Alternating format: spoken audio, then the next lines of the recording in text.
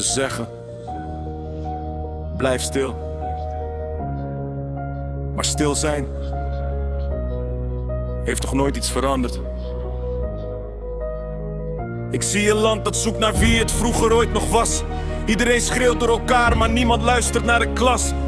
Mensen werken dag en nacht en vragen zich waarvoor. Alsof de rekening steeds stijgt, maar niemand ziet het spoor. We zijn verdeeld in hokjes, ieder kiest zijn eigen kant. Terwijl de buurman die je kende langzaam vreemde wordt in het land. Ik stel alleen de vragen die voor velen ongemakkelijk zijn. Want het debat wordt sterker als er ruimte is voor elk terrein.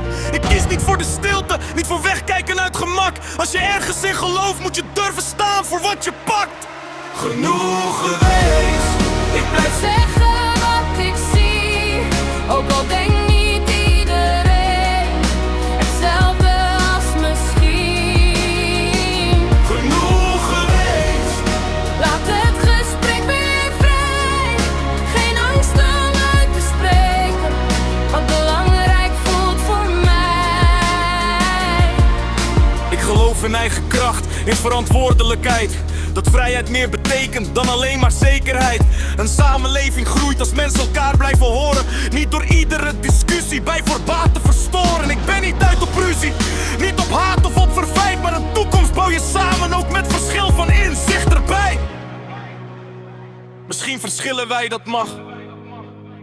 Misschien stemmen wij anders, dat kan. Maar een land wordt niet sterker door elkaar niet meer te verstaan. Genoeg geweest. Laat de mensen weer in gesprek.